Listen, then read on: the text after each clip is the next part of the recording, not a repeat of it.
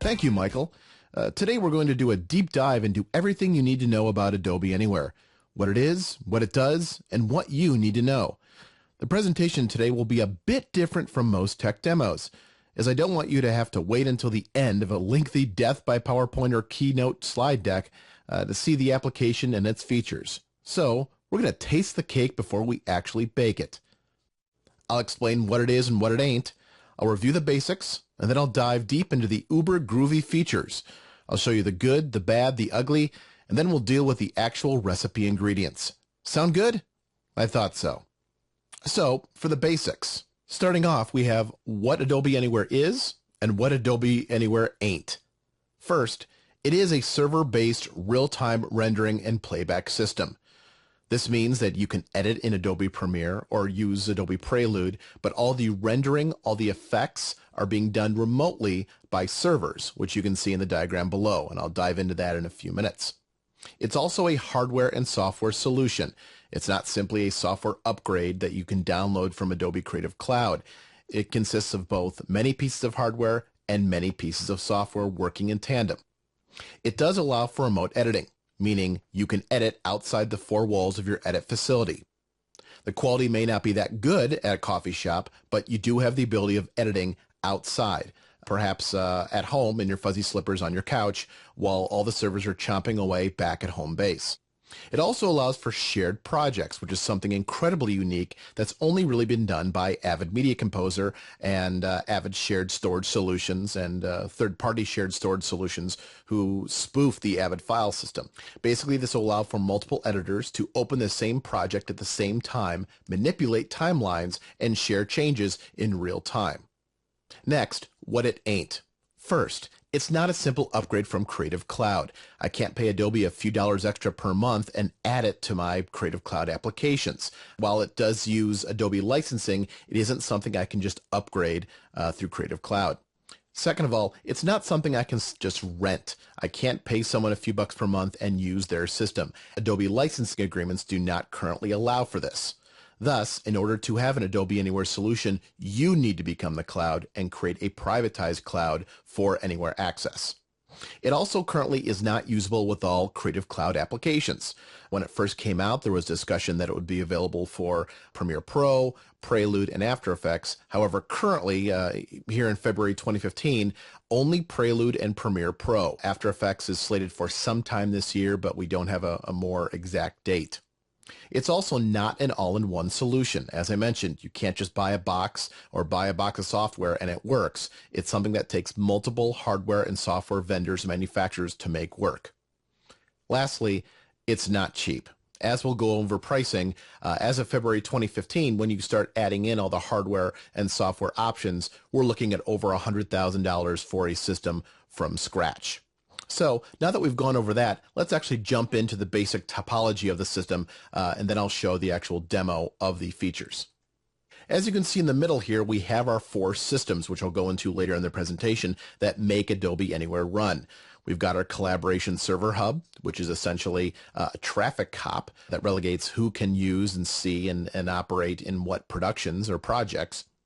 And then we have three render nodes, which are high-powered computers, which actually do the heavy lifting of the media creation. Through a VPN or on your local LAN, you then have access on the right-hand side to the clients who are using Adobe Premiere or Prelude to actually access the media. All the media is always saved and utilized on the Adobe Anywhere servers. It's not being used locally. That's very important to remember. And then on the far left-hand side, we have our ancillary applications and storage. We have our media asset management, which we'll get into, which is definitely necessary in Adobe Anywhere environment. And then we have our storage, where obviously the high-res media has to live. So I don't want to spend a lot of time on this because I want to jump into the ooey goodness of the interface. So without any further ado, let's jump into the application. To stress how I'm working and how the parts and pieces are interconnected, let me show you where my system is in relation to the Adobe Anywhere servers. Taking a look at Google Earth, we'll see that I'm located approximately 15 miles from Keycode Media, who's been gracious enough to allow me use of their service during this demo. However, it's actually only about 5 miles. However, until Keycode Media gets me that company helicopter I've been asking for, I have to continue to take the freeways here in Southern California. I've also done some speed tests, so you can see how fast my speed is at each location. You'll see that Keycode Media has fantastic speeds out of their facility, thanks to dark fiber in the city of Burbank. At home, my home office, I have pretty good speeds as well. For sake of context, I'm actually using Time Warner and using their Ultimate package, which is kind of middle of the road in terms of their home internet offerings. It offers about 100 megabits down and 10 megabits up. That translates to about 12 megabytes down and 1.2 megabytes up. The reason I'm sharing this is you will most likely not get this at a public hotspot or at your local coffee shop. So choose where you decide to edit outside the four walls of your home base wisely. While this data rate or while this bandwidth is great for Adobe Anywhere, you will see performance hits when you start getting into the more public Wi-Fi, Starbucks, coffee shop hotspots. So choose carefully. During the presentation, I also have iStat menus running up here. So you can see the speed at which I'm pulling media down. That way you can make a judgment call on quality versus bandwidth. This is very important. Of all the discussion points I have regarding Adobe Anywhere and remote collaboration editing tools in general, it all comes down to what kind of bandwidth do you have up and down from where the Anywhere servers are located and to where your editing location is located. So make sure you have enough bandwidth. In order to get started, we need to connect our Adobe Anywhere servers. Keycode Media, which I mentioned, was gracious enough to allow me access to their servers in Burbank. I'm connecting via a VPN, a virtual private network, which allows me to securely connect to their servers. It's not recommended at all to allow users access without a VPN client. You lose quality of service and you leave yourself open to security threats. VPN is a must whenever you're enabling remote editing technologies, whether it be Adobe Anywhere or whether it be Avid Everywhere, etc. Now, I'll launch Premiere Pro. This is Creative Cloud 2014. This is the latest version. And while Premiere Pro loads, and to set the table, let me show you the setup I'm working with. This is actually slightly overkill, as when you're working with Anywhere, you need less local horsepower, as Anywhere is doing the heavy lifting back at home base. Adobe recommends that any system capable of running Creative Cloud apps can be used as an Anywhere client. This includes Mac and PCs. Adobe maintains specifications as to what systems are endorsed on their website. And while this won't make a ton of sense now, I'm going to delete any cache files I may have on my system for Adobe Anywhere. Why, you ask? I want to ensure that all of you watching out there know that I'm not pre-baking or faking anything. Everything you're seeing is real time. The first thing that you'll notice is I have an option at the bottom right of the welcome screen. This will allow me to connect to the Anywhere server and be authenticated. For you system admins out there, this can also be bound to Active Directory. Once I'm authenticated, I'll now have access to Productions as well as my traditional projects. Productions is a newer term that Adobe uses to signify projects that can be opened in Anywhere as well as other Adobe applications. Think of it as a container for various Adobe project files that multiple users are allowed to access. You can tell by the icons next to the items. I can also browse the Anywhere server for other productions. We'll get very meta here. I'm going to open up a production for an episode of my web series 5 Things. It's meta because it was an episode on Adobe Anywhere. Once I open a production, your familiar Premiere Pro interface shows up. This is important. The ability to edit remotely and share projects shouldn't impede the creative process, and thus many of the features of Adobe Anywhere are not readily apparent. That's good, actually. We want to focus on creating, not focusing on the technology. In this production, I'm working primarily with 4K material, UHD ProRes LT to be exact. First off, let's check out Anywhere's responsiveness. I'll load up this UHD clip in my source monitor and review it. I'll also turn on my keystroke overlays so you can see the responsiveness of the application as I hit the keys. Sanctioned Adobe Anywhere integrator, like our sponsor, Keycode Media. Given the complexity of a full deployment, remember, all of this media is being played from the Keycode Media data center, not locally.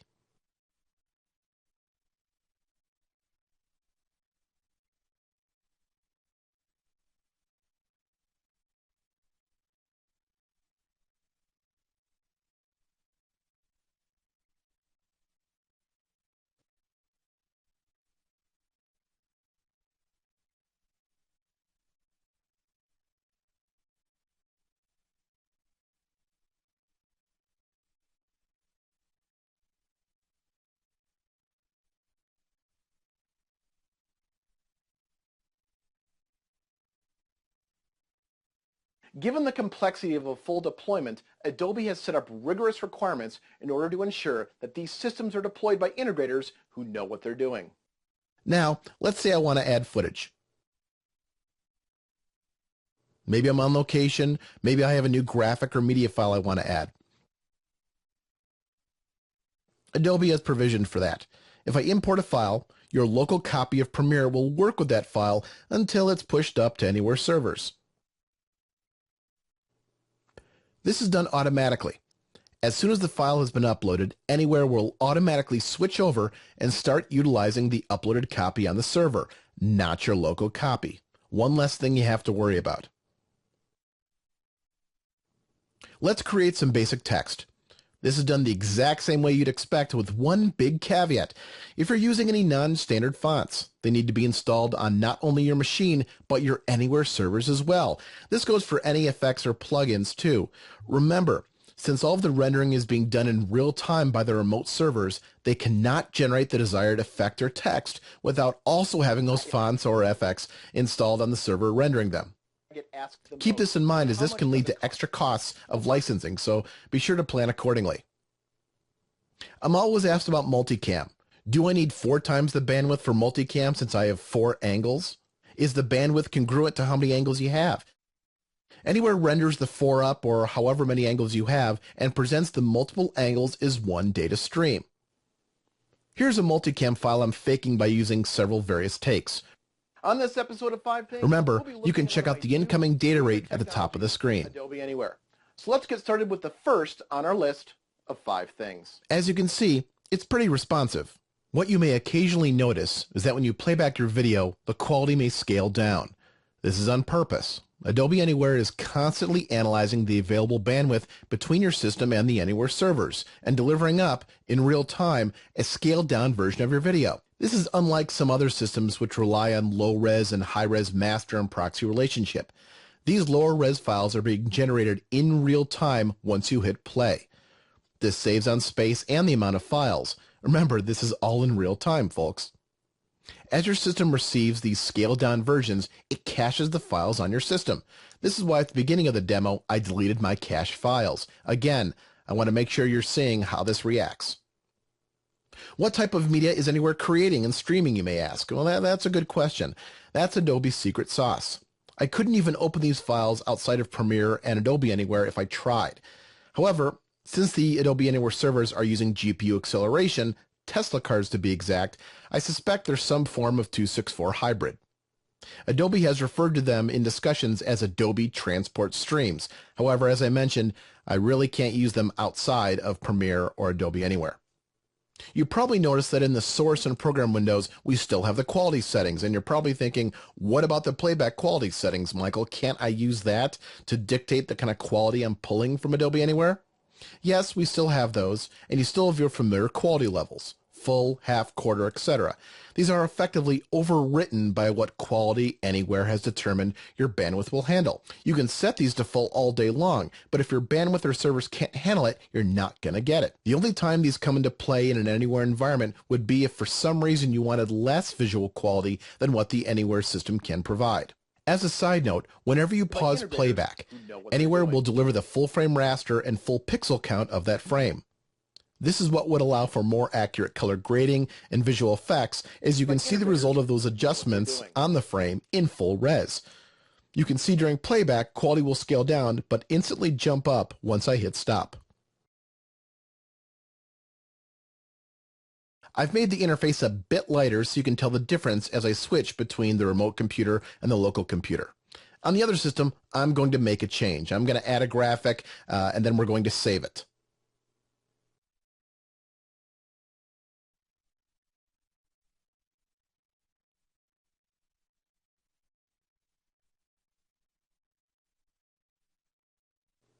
I'm now going to share the changes to the production.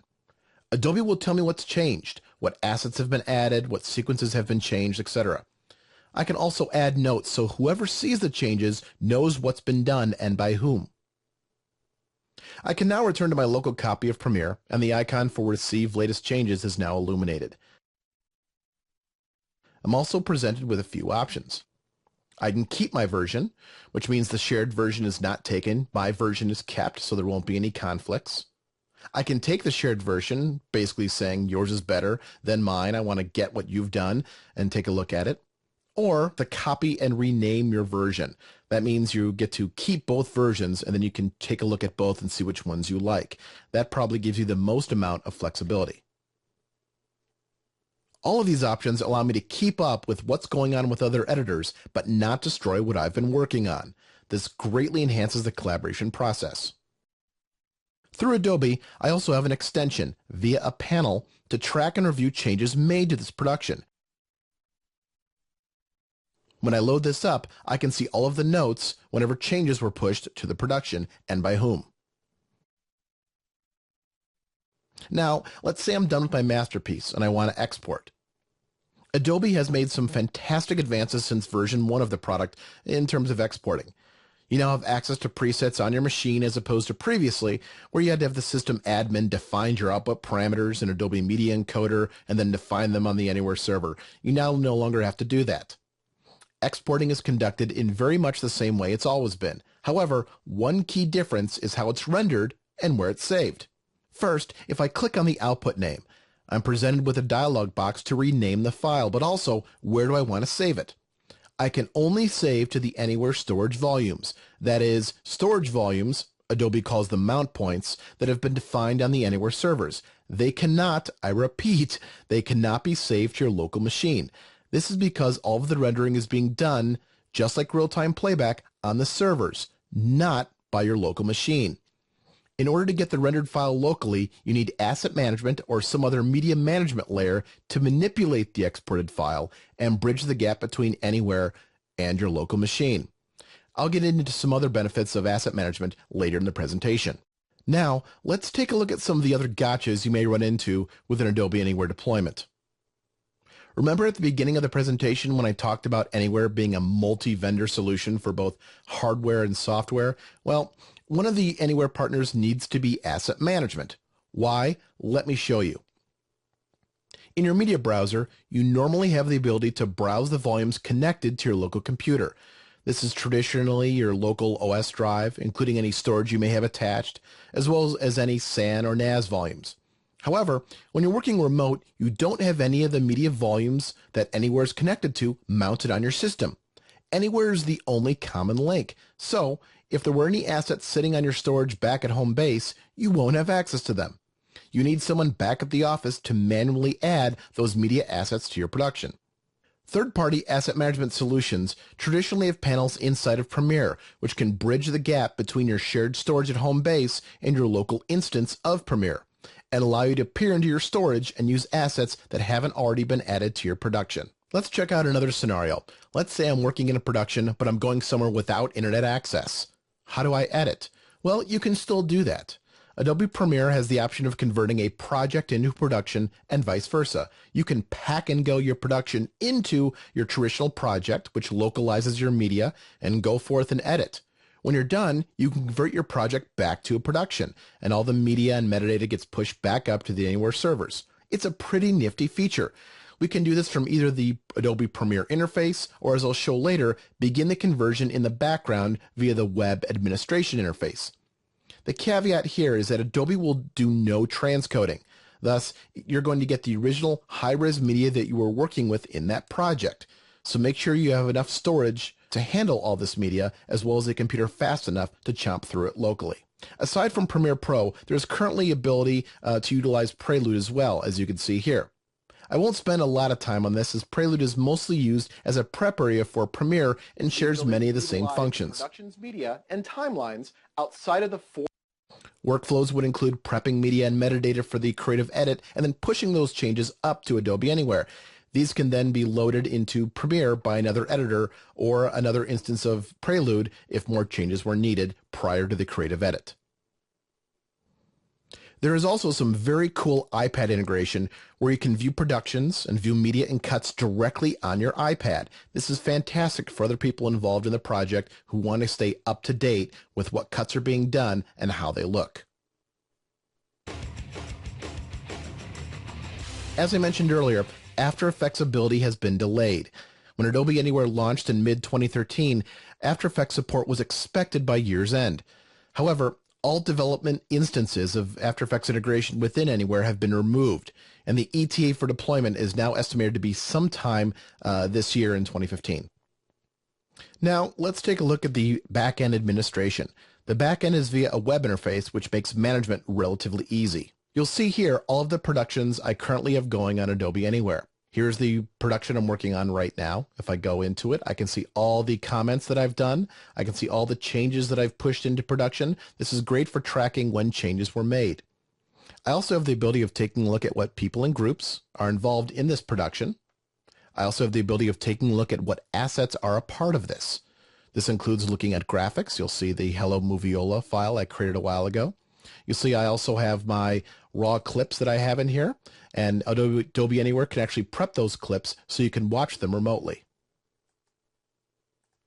Under extensions, I have the plugin extension, which I showed a little bit earlier, which will show me inside Premiere any changes that have been made to that production so I can track within the application.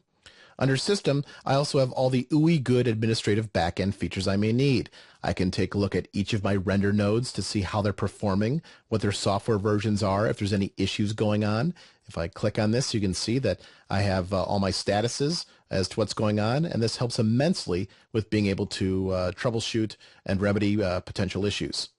Also under settings, I can set different path names for where my renders may be on the server, but more importantly, where my mount points are. As I mentioned, mount points are where Adobe Anywhere specifies where media is to go, whether it be a database, whether it be a cache, whether it be exports from Adobe Media Encoder. All that is done and defined within the mount points option here.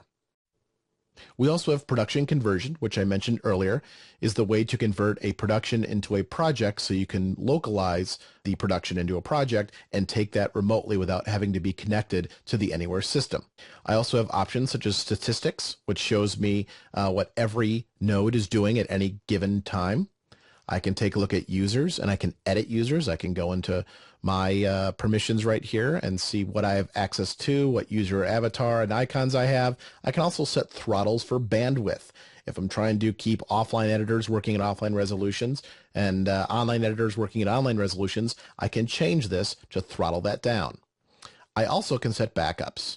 And backups would allow us to back up the productions to various tier 2 storage or to tape libraries in case of a catastrophe. Conversely, I can also restore if I need to as well. Lastly, I have the Developer tab. The Developer tab allows us to take a look at the REST API if I wanted to develop plugins or applications to work with Adobe Anywhere. I also have logs, which may be needed if you need support from your integrator or from Adobe themselves. Now that we've gone over feature sets and how it works, let's talk a little bit more about how you would build one. This is the tech portion, so try to stay awake. The core of an Anywhere system is 4 servers. This is what we affectionately call a 3+1 system. This is 3 render nodes and 1 collaboration hub. As mentioned, the collaboration hub is the traffic cop, while the render nodes do all the heavy lifting. The reason behind 3 render nodes is twofold.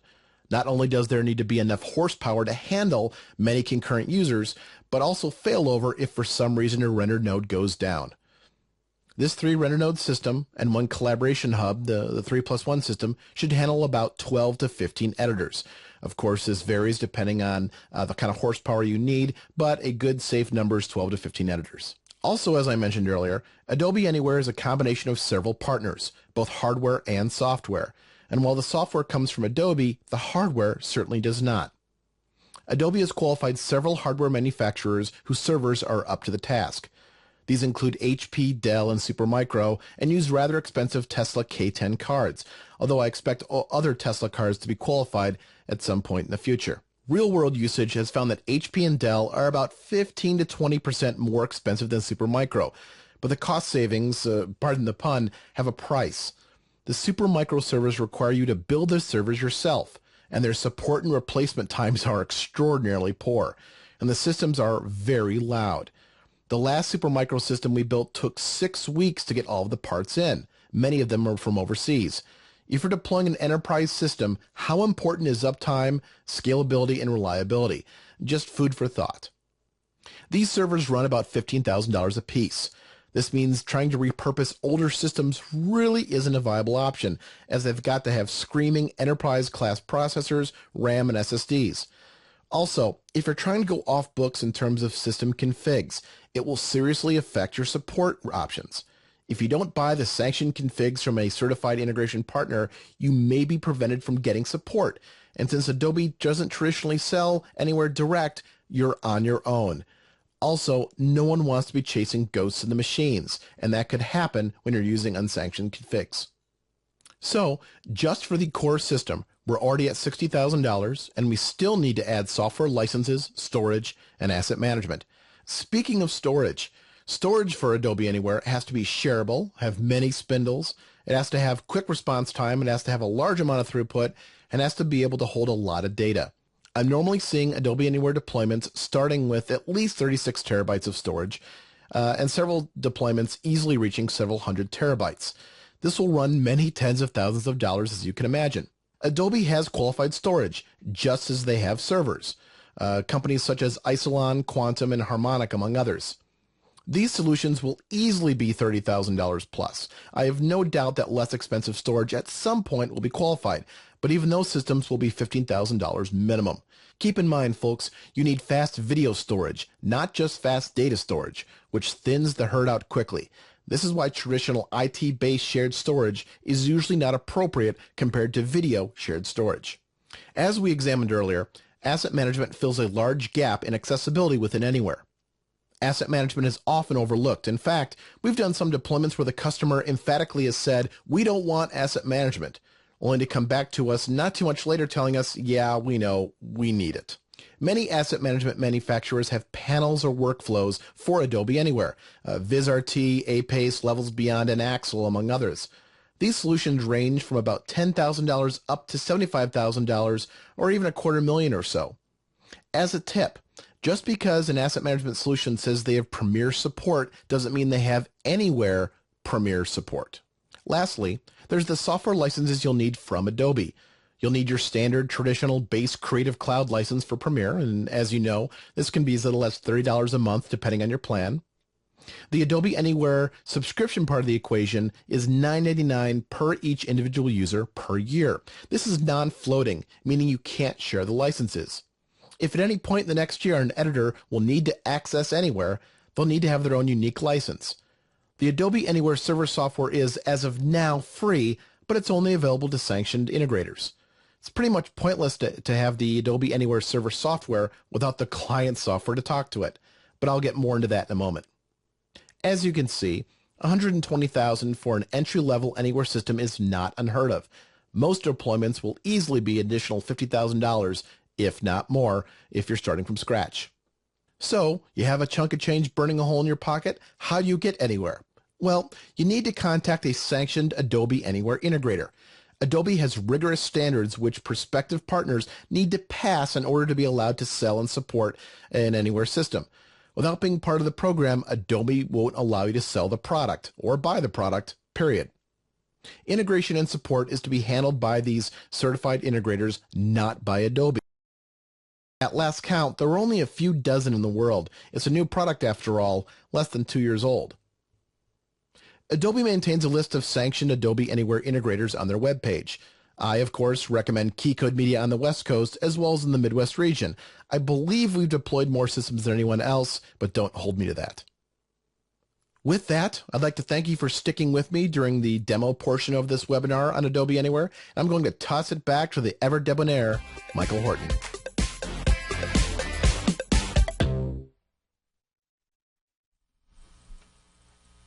And thank you so much, Michael, for all that info.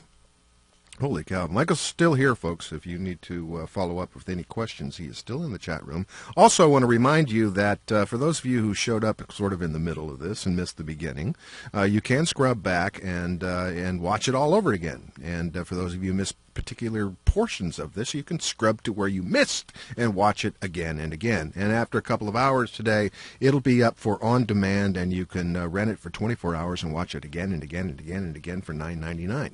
So do that. All right. So we got all right. So a little business before we sign off today. Upcoming live webinars. Next week's going to be something completely different, and something that I think we want to do a little bit more.